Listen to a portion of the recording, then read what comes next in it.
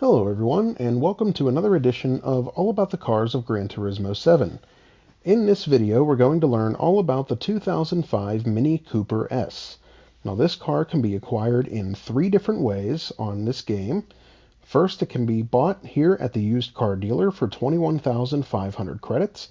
And if you aren't familiar with the used car dealer on GT7, it rotates cars in and out of the dealership every day. So this car may or may not be available for purchase at the time that you watch this video, but it will eventually rotate back into being available again in the near future. So be sure to check back often for its availability. The second way to acquire this car is at Brand Central under the Mini dealership. And there, you have to always remember that every car that is available at both Brand Central and the used car dealer is going to be more expensive at Brand Central. So we're going to be going to Brand Central after we're done here at the used car dealer.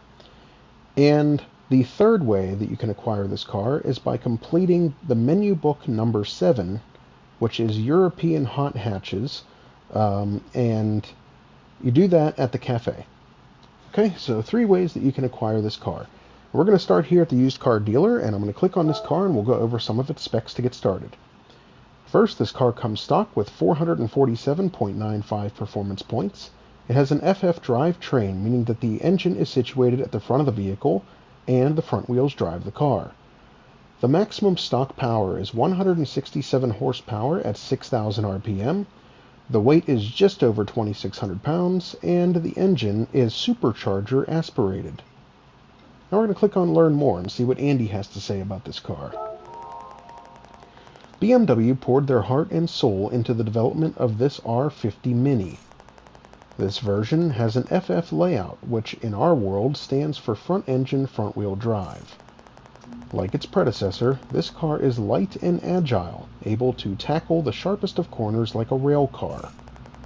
The engine in this Cooper S comes with a supercharger, meaning it delivers excellent power at 167.7 horsepower with plenty of pop in both low and mid RPM ranges. Alright, that's everything we can learn about this car from the used car dealer, so we're going to back out to the main menu now and go next door to Brand Central. Now we're going to go to Europe and to the Mini dealership under Germany. And we're going to go to the Mini showroom, and there are 2 vehicles available in the Mini showroom, including this Mini Cooper S. So we've already gone over all the specs, but I do want to show you that the car price is slightly higher at 28,500 credits, so that's about 7,000 or 8,000 more than it is at the used car dealer. So one of the cool things about buying a car at Brand Central is that you get to choose the color. So this car comes with 12 different colors from the dealer. So you're going to choose one of these colors. I'll show you each one for a brief moment each. And what you'll do is you'll choose one of these colors, go back out to the previous menu, and click on Purchase to buy the car in that color.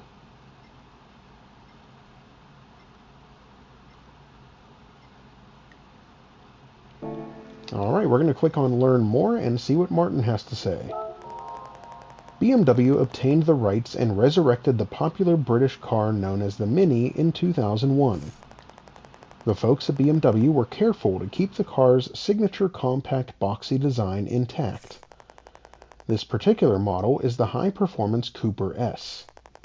It boasts a peppy supercharged 1.6-liter inline-4 engine. Thanks to its rigid chassis and solid structure, this car has the feel of a go-kart when you push it to the limits. Alright, that's everything we can learn from Brand Central, so we're going to back up to the main menu once again and go to the garage where I'll get into this car and we'll learn some more about it. So here at the garage, I'm going to click on Change Car. We have to go down to M for Mini. There's only a couple of Minis on this game. And here we are. So I'm going to click on this car, we'll listen to the startup sound, and then we'll learn some more about it.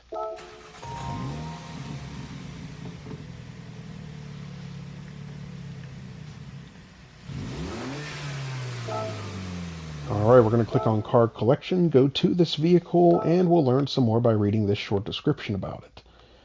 This hopped-up Mini Cooper S featured a supercharged engine.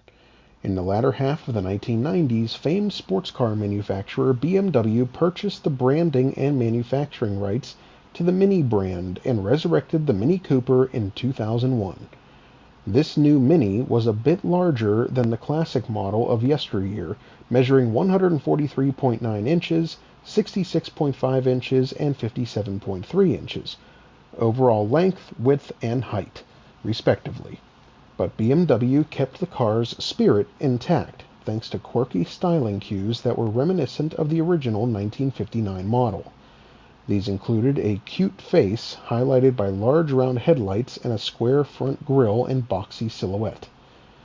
The performance-oriented version in the new Mini lineup was the Cooper S. The power plant in the standard Mini was the Pentagon, a 1.6-liter SOHC inline-four developed in cooperation between BMW and Chrysler, while the Cooper S got an intercooled supercharger bolted on to its power plant, the large air intake on the model's hood being a dead giveaway of forced induction. The supercharger accounted for an additional 53.3 horsepower and 52.5 foot-pound of torque over the stock engine for a grand total of 167.7 horsepower and 162.4 foot-pound of torque. It came mated to a slick-shifting 6-speed manual gearbox. This made the Cooper S one of the most fun-to-drive FF, or front-drive front-engine compact cars in the marketplace. It was a testament to the German company that effectively instilled the car's British heritage into the new Mini Cooper. Alright, some great information about this car from Gran Turismo's description about it. We're going to back out to the main menu once again and go next door to the cafe, where we'll see if anybody is here to talk to us about this car. And we have two people, that's Chris and Freeman Thomas. So we're going to start with Chris and see what he has to say. Without a doubt, the Mini is one of the world's most popular compact cars. It was introduced in Britain in 1959. Its outward appearance was left largely unchanged over the course of its 40-year production history. In 2001, it was reborn in the form of the next-generation Mini we see here. Although double the size of its classic predecessor, its handling and styling were pure Mini. Although the original Mini was British, these modern iterations were actually developed by BMW. The German manufacturer did a commendable job maintaining the spirit of the original car. And now we'll go to Freeman Thomas and see what he has to say about this car. The 2005 Mini Cooper S is still stylistically and proportionately the best one. I loved these when they came out, and I still love them. Minimal overhangs and simple body sides, low belt line, and great all-round visibility. All the horizontal lines were drawn in parallel to each other. This is when it seemed the Mini designers had a bigger voice with great vision. They looked amazing in a variety of colors, liveries with optional roof colors and graphics. The interior continued the theme with the big round central screen. The Mini screamed fun.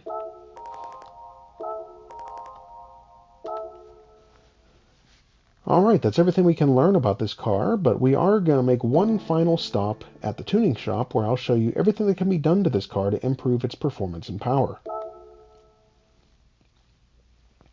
So here at the tuning shop, I have not done anything to this car to upgrade it in any way, but we are going to go through everything in the tuning shop and see what is available to be added to it. So under the sports category, everything here is available for purchase. Under Club Sports, with the exception of the high compression pistons, everything else is fair game and can be added to this car. Under semi-racing, you cannot add a turbocharger of any kind, low, medium, or high, but the supercharger as well as the sports intercooler are both available, as well as everything else on the page. And under the racing category, stroke up, the anti-lag system, torque vectoring center differential, fourth stage weight reduction, and the active LSD controller are all not available, but everything else on this page, which is a considerable amount, is available for purchase and can be added to the Mini Cooper S. Well, that's everything we can learn about this car, so I hope you enjoyed the video, and I hope it helps you to determine whether or not you'd like to add this car to your collection. Stay tuned for more videos highlighting all of the cars of Gran Turismo 7. Don't forget to like and subscribe to our YouTube channel. Thanks for watching, and we'll see you next time.